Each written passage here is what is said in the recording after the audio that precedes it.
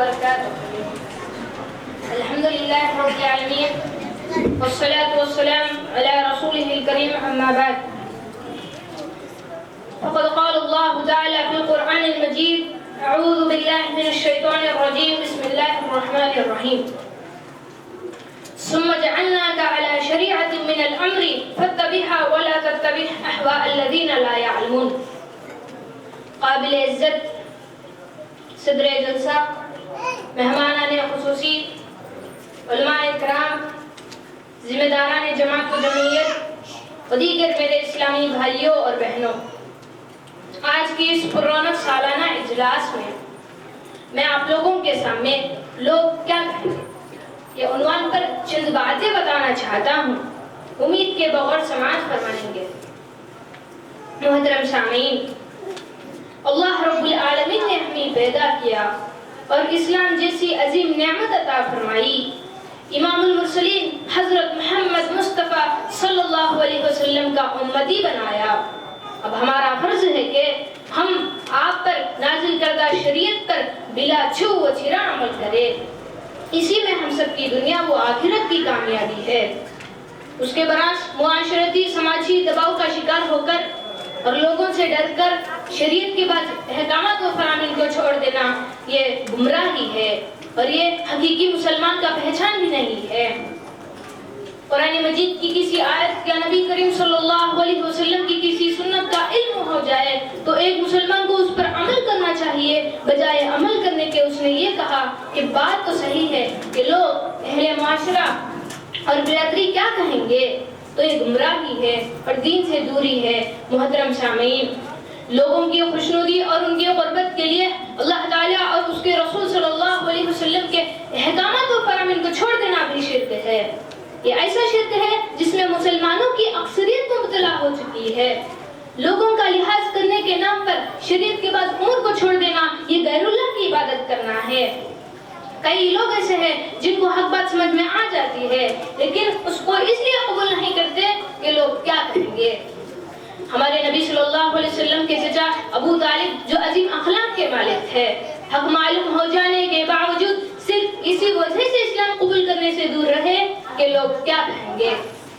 محترم سامعین، رسول معظم صلی اللہ علیہ وسلم کو اللہ تعالیٰ نے بار بار شریعت پر عمل کرنے کا حکم دے کر اور ساری امت کو یہ تعلیم دی کہ شرعی احکام و فرامین کے مقابلے میں کبھی بھی قوم، برادری اور لوگوں کا اعتبار نہ کرو۔ ایک جگہ اللہ تعالیٰ نے ارشاد فرمایا: وَتَخْشَى النَّاسَ وَاللَّهُ أَحَقُّ أَن تَخْشَىٰ، کہ اے نبی صلی اللہ علیہ وسلم آپ لوگوں کا خیال کرتے ہوئے اور ان سے خوف کھاتے ہو، حالانکہ اللہ تعالیٰ اس کا زیادہ مستحق ہے کہ آپ اس سے ڈرے۔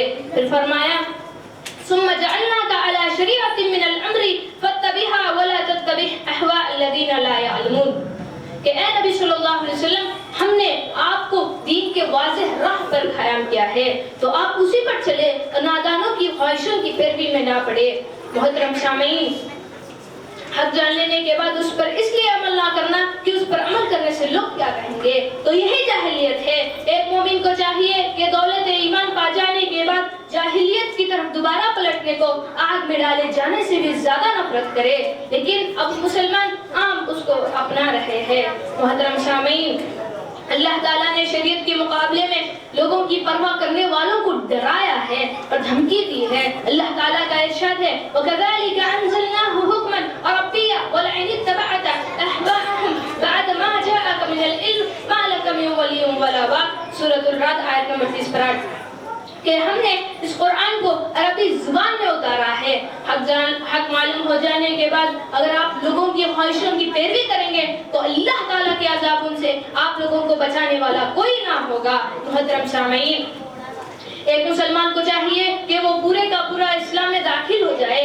شریعت کے بعد امور پر عمل کرنا اور بعض کو چھوڑ دینا اہل کتاب کا شیوا رہا ہے، مسلمانوں کا نہیں۔ اور ایسا کرنے والوں کی سزا قرآن مجید میں یہ بیان ہوئی ہے کہ وَمَن يَفْعَلْ ذَلِكَ مِنكُمْ إِلَّا خِزْيٌ فِي الْحَيَاةِ الدُّنْيَا وَيَوْمَ الْقِيَامَةِ يُرَدُّونَ إِلَىٰ أَشَدِّ الْعَذَابِ، کہ ایسا کرنے والوں کو دنیا میں ذلت و رسوائی اور آخرت میں ان کو شدید ترین عذاب ہوگا۔ محترم سامعین، عہد رسالت میں کوئی شخص اسلام قبول کرتا تو پیارے نبی صلی اللہ علیہ وسلم اس کی یہی ذہن سازی کرتے کہ حق بات بعد لوگوں کی ہرگز پرواہ نہ کرو۔ حضرت عبادہ بن ثابت رضی اللہ عنہ بیان کرتے ہیں پیارے نبی صلی اللہ علیہ وسلم ہم سے بیعت لیتے تھے کہ ان نقوم بالحق حیث ما قمنا ولا نخاف فی اللہ لومۃ لائمین، کہ ہم جہاں بھی رہے حق پر قائم رہے، اللہ کے دین کے معاملے میں کسی ملامت گر کی ملامت سے نہ ڈرے۔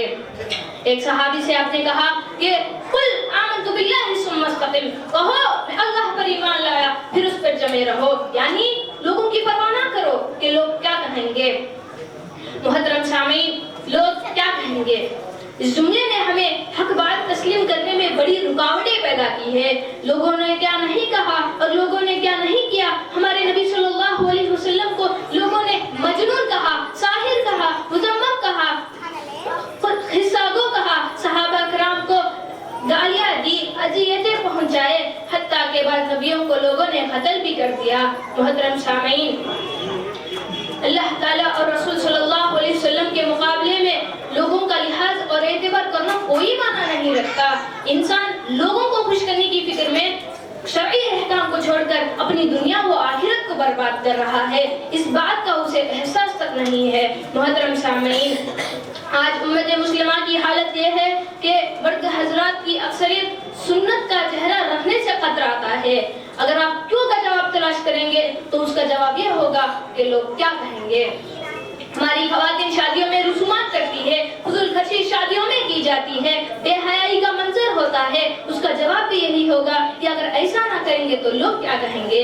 ایک مرتبہ حضرت امیر معاویہ نے امی عائشہ سے اپنے لیے کچھ وصیت لکھ کر بھیجنے کی درخواست کی۔ امی نے لکھا کہ میں نے رسول صلی اللہ علیہ وسلم کو فرماتے ہوئے سنا کہ جو آدمی اللہ تعالیٰ کو خوش کرنے کے لیے لوگوں کی ناراضی مول لے تو ایسے آدمی کو لوگوں کی تکلیفوں سے اللہ تعالیٰ کافی ہو جاتا ہے، اور جس نے لوگوں کو خوش کرنے کے لیے اللہ تعالیٰ کی ناراضی مول لی تو ایسے آدمی کو اللہ تعالیٰ لوگوں کے حوالے کر دیتا ہے اور لوگوں کو اس پر ناراض بھی کر دیتا ہے اور اس پر اللہ تعالیٰ بھی ناراض ہو جاتا ہے۔ آخر میں اللہ تعالیٰ سے دعا ہے کہ اللہ تعالیٰ ہم تمام لوگوں کو شریعت مطہرہ کی مکمل پابندی کرنے کی توفیق عطا فرمائے اور مرتے دم تک اسلام پر ثابت قدم رکھے۔ آمین ثم آمین۔ وآخر دعوانا ان الحمد للہ رب العالمین، والسلام علیکم ورحمۃ اللہ وبرکاتہ۔